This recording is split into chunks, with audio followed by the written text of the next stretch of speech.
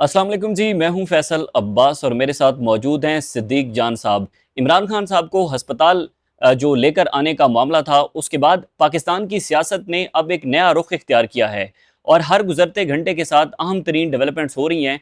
और आज भी कुछ इस हवाले से डेवलपमेंट्स हुई हैं। सिद्दीक जान साहब, सबसे पहले इस मामले को डिस्कस कर लेते हैं। नजम सेठी साहब ने एक प्रोग्राम के अंदर गुफ्तगू की है कि मोहसिन नकवी साहब हो सकता है कुछ दिन तक ये ऐलान कर दें कि मुझे अब मजीद उर्दू की ज़रूरत नहीं है। इसका क्या मतलब है? देखिए, इस वक्त ये तासुर बन रहा है कि मुस्लिम लीग नून और मोहसिन नकवी साहब, इन दोनों के दरमियान एक लड़ाई है।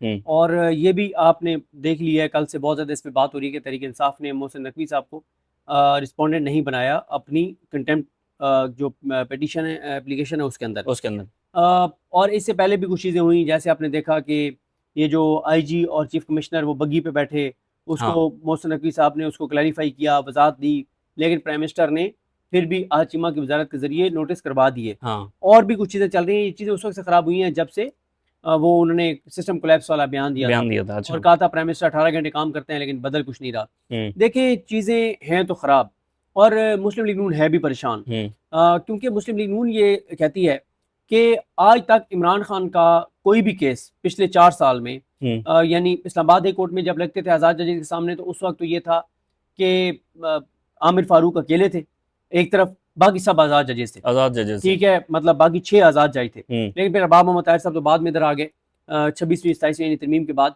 लेकिन 26वीं और 27वीं यानी तरमीम के बाद तो कम से कम आप कह सकते हैं कि इमरान खान का कोई एक भी केस किसी एक भी आज़ाद जज के सामने नहीं लगा। हुँ। सारे केसेस उधर जस्टिस डोगर के सामने लगते रहे, उधर जस्टिस आली नीलम भी चंद मखसूस जजेस के सामने लगाती रही हैं, जस्टिस जहिया खान अपने सामने लगाते रहे। या वो एक मोहम्मद अली मज़हर के बेंच में मोहम्मद लगाते अली मजहर, हैं। हाँ, हाँ। शाहिद बिलाल हसन, मुसरत हिलाली, इन लोगों के पास लगते रहे, एक भी केस इमरान खान का।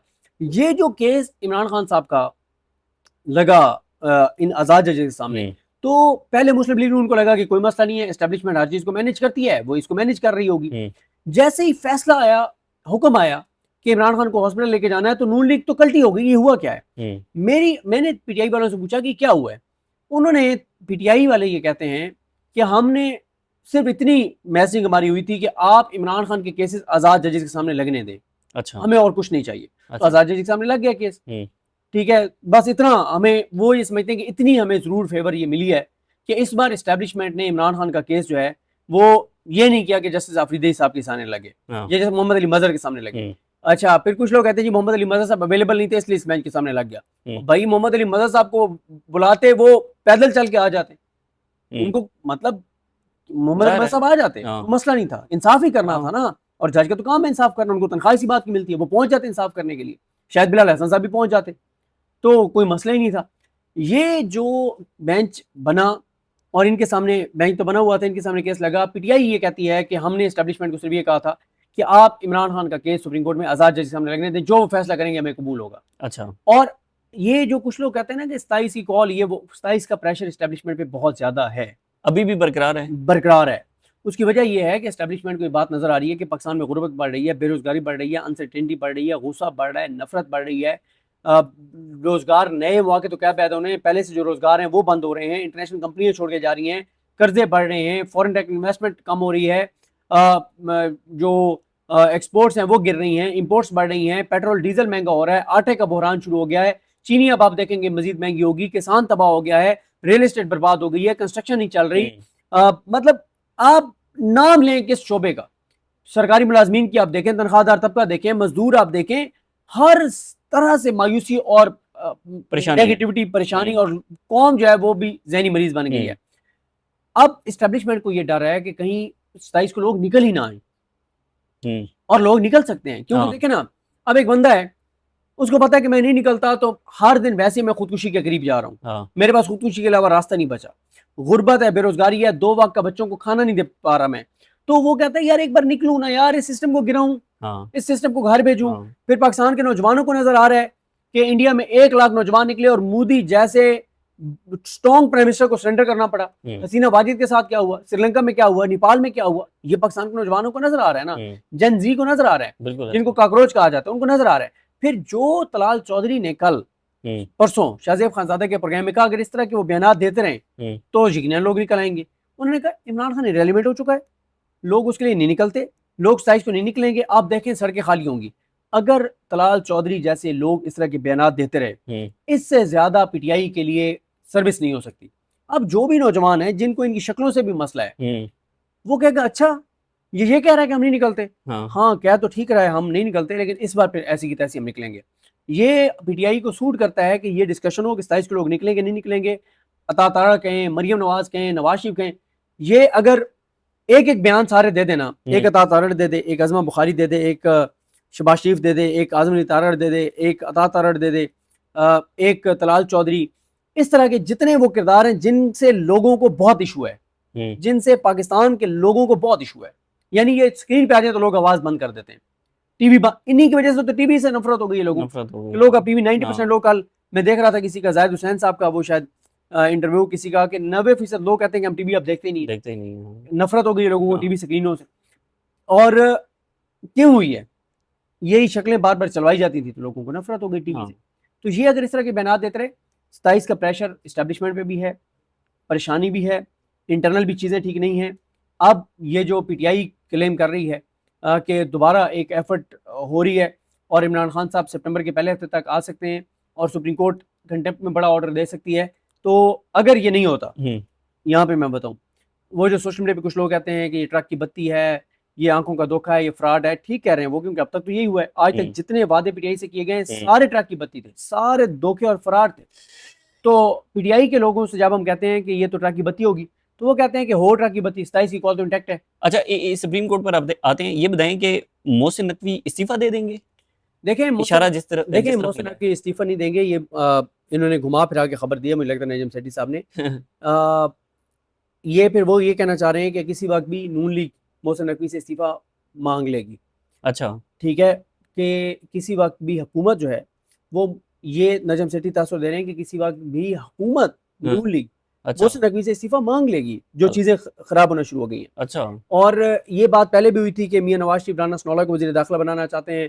फिर आपको पता है कि ये चीजें खराब हुई जब अजहर जावेद साहब ने कहा कि अब नवाज शरीफ मामला अपने हाथ में लेंगे, ये सारी चीजें, तो चीजें खराब हैं। और नजम सेठी दरअसल उन्होंने घुमा फिरा के दिया है कि मोहसिन नकवी वो तो मुस्ताफी नहीं होंगे, उनको क्या जरूरत है। ठीक है, मुझे मेरा एनालिसिस है कि वो क्यों मुस्ताफी होंगे, वो तो इस सिस्टम के वंडर बॉय हैं, वो तो अगले प्राइम मिनिस्टर हो सकते हैं। शहबाज शरीफ उनको, पहले आप देखें कि अब तक शहबाज शरीफ ने कभी उनके साथ पंगा नहीं लिया। अब ये 2-3 पंगे शहबाज शरीफ ने लिए हैं मोहसिन नकवी के साथ, ये बड़ी डेवलपमेंट है। और फिर वो भी याद करें जब कहा गया कि एक आर्मी चीफ ने जो है वो नवाज शरीफ वज़ीर आज़म थे, उन्होंने एक ऐसा बयान दिया था कि नवाज शरीफ उनको कहा कि आप रिजाइन करें। तो आप देखते हैं नवाज शरीफ क्या करते हैं मोहसिन नकवी के बारे में। ये वाली डिस्कशन भी हुई थी। हाँ, तो ये बात इस वक्त होती है कि मियां नवाज शरीफ कुछ चीजें कह रहे हैं, अच्छा, अगर वो ना हुई तो वो जो नजम सेठी कह रहे हैं वो असल में ये है कि ये जो शहर के में बातें हो रही हैं कि नवाज शरीफ शहबाज कहेंगे कि रिजाइन मांगो मोहसिन नकवी से। अच्छा, तो अगर इतनी ताकतवर शख्सियत से आप इस्तीफा मांगेंगे तो फिर वो तो इस्तीफा नहीं देंगे, फिर आपको ही घर जाना होगा। तो ये जो एक नैरेटिव आया सामने कि इस्टेब्लिशमेंट चाहती थी कि इमरान खान शिफा इंटरनेशनल हॉस्पिटल शिफ्ट हो जाएं, लेकिन हुकूमत उसके अंदर बड़ी रुकावट बनी, ये सच है? इसके ऊपर क्या? देखिए, ये एक तासुर है। कुछ लोग तो ये कहते हैं ना, और जिनमें मैं भी ये शामिल हूँ, कि इनकी हैसियत और औकात ही कोई नहीं है। लेकिन बहरहाल हुकूमत जब किसी बात पे अड़ जाए तो उसके पास रास्ते तो होते हैं। अच्छा। और नून लीग का कॉन्फिडेंस ये है कि एक, नून लीग क्या कहती है? नून लीग कहती है कि एस्टेब्लिशमेंट हमसे लड़ाई करके कैसे सर्वाइव कर सकती है। दूसरी तरफ इमरान खान है, उससे तो एस्टेब्लिशमेंट की सुलह नहीं हो सकती, क्योंकि इमरान खान तो इनको स्पेस देंगे ही नहीं। हाँ। तो क्योंकि इमरान खान के साथ ये सुलह नहीं कर सकते, तो इमरान खान से तो लड़ाई रहनी है। तो इमरान खान से जब लड़ाई चल रही है तो हमसे भी लड़ाई कर लेंगे, तो क्या करेंगे? मार्शल लॉ लगाएंगे, तो लगा लें। नून लीग का ये कॉन्फिडेंस है कि एस्टेब्लिशमेंट हमसे नहीं लड़ सकती। गो के इस वक्त नून लीग कहती है कि हम खादिम, हम नौकर, हमारी आल औलाद आपकी खादिम और नौकर, और लेटे हुए हैं। अभी भी देखे ना कि वो, मैं देख रहा था खबर आई कि मियां नवाज शरीफ अभी तक नाम फाइनल नहीं कर सके आज़ाद कश्मीर के वज़ीर आज़म के। तो मैंने यही ट्वीट किया, मैंने कहा मियां साहब को अभी नाम आया नहीं होगा, जब आएगा अनाउंस कर देंगे। ये है, लेकिन अगर किसी मौके के ऊपर जाके मियां साहब को लगा कि जो वो मांग रहे हैं वो उनको नहीं मिल रहा, और जिसके लिए उन्होंने अपनी इज्जत, गैरत, खुददारी सब कुछ कुर्बान कर दिया, तो नून लीग जो है वो इस तरह का इकदाम कर सकती है और मोहसिन नकवी से इस्तीफा मांग सकती है, और फिर वो कहेंगे कि लड़ाई है तो लड़ाई से।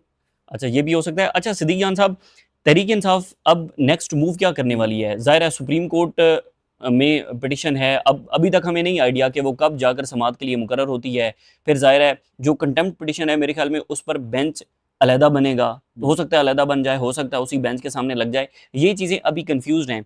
तहरीक इंसाफ के अंदर क्या चल रहा है? क्या सोच रही है तहरीक इंसाफ? तहरीक इंसाफ सिंपल है, अभी वो इस्टेब्लिशमेंट को अटैक नहीं करेंगे। अच्छा। पहली वो कोशिश कर रहे हैं कि सुप्रीम कोर्ट के जरिए ये कंटेम्प्ट में ऑर्डर आए, इमरान खान मुंतकिल हों, हुँ, उनके मेडिकल टेस्ट हों, उनके ब्लड टेस्ट हों, उनकी रिपोर्ट्स आएँ, डायग्नोज हो और ट्रीटमेंट शुरू हो। अच्छा। पहला उनका इस वक्त फोकस ये है। हुँ, और वो इस दौरान अगले 2-3 हफ्तों के दौरान तो इस्टेब्लिशमेंट को अटैक नहीं करेंगे, हुँ, लेकिन 27 की कॉल भी वापस नहीं लेंगे, हुँ, क्योंकि मैंने जो पूछा है वो कहते हैं 27 की कॉल वापस लेने का इख्तियार सिर्फ इमरान खान के पास है। अच्छा। ठीक है, मैंने कहा वो तो उसमें है कि इमरान खान कोई मतलब वहाँ से कोई ऑर्डर देंगे तो वो पब्लिकली तो आ नहीं सकेगा कि इमरान खान का फैसला है। तो वो कहते हैं कि अगर इमरान खान बयान के जरिए पैगाम भेज देंगे कि 27 कॉल ऑफ कर दो, तो हम ये नहीं बताएंगे कि इमरान खान ने ये फैसला किया है। हम कॉल ऑफ कर देंगे, हमें 15 दिन गालियाँ पड़ेंगी, महीना 2 महीना पड़ती रहें। इमरान खान जब आएंगे, जब इस तरह के वो बयान देने की सिचुएशन में होंगे, हाँ, सुप्रीम कोर्ट के ऑर्डर में रिलैक्सेशन हो जाएगी, तो इमरान खान बता देंगे कि ये इनका फैसला नहीं था, मेरा फैसला है। तो वो कहते हैं हम तो इमरान खान राजी हैं या नाराज हैं उसको हमने देखना है ना। हाँ। इमरान खान का ऑर्डर आ जाए, हम अपने ऊपर लेके अनाउंस कर देंगे, बाद में इमरान खान बता देंगे कि मैंने कराया था। लेकिन इस वक्त तक वो कहते हैं कि 27 तारीख की कॉल वापस लेने का इख्तियार सिर्फ और सिर्फ इमरान खान के पास और है। इतलात ये भी आई कि नौरीन खान नियाज़ी साहिबा की जो मुलाकात हुई है, उसमें इमरान खान बहुत ज़्यादा खुश थे सुहेल अफरीदी से। नहीं, मेरे पास क्योंकि जब तक नौरीन नियाज़ी साहिबा से मेरी अपनी बात ना हो हुँ। और वो मुझे ये खबर ना दें, तो मैं हुज़ैफ़ा रहमान साहब ने थोड़ी देर पहले क्लेम किया है एक टीवी शो के अंदर, यही कि इमरान खान ने नौरीन खान नियाज़ी साहिबा को ये कहा है कि आप सुहेल अफरीदी के पीछे खड़े हो जाएँ, क्योंकि मैं सुहेल अफरीदी के पीछे खड़ा हूँ।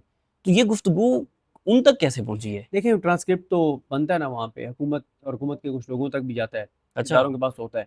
लेकिन मैं दोबारा ये कहूँगा कि जब तक मेरी नूरी नियाज़ी साहिबा से बात ना हो और वो हुँ, मुझे खुद ना कह दें, हुँ, तो अगर वो मुझे बता दें, तो मैं एनालिसिस के तौर पे कहूँगा हाँ, ये एक खबर है। हुँ। लेकिन जब तक वो ना मुझे मेरी उनसे बात ना हो और वो खुद इस बात की तस्दीक ना करें, तो मैं तो ये बात नहीं कह सकता। सुप्रीम कोर्ट पर आ जाते हैं। सुप्रीम कोर्ट इस पर कर क्या सकती है? मिसाल के तौर पे वो जैसे उज़ैर भंडारी साहब ने भी लिखा या दीगर लोग भी लिख रहे हैं कि या तो सुप्रीम कोर्ट एक इंडिपेंडेंट कमीशन बना दे जो जाकर सूरत हाल देख ले इमरान खान हुँ। साहब की सेहत के मामले के ऊपर।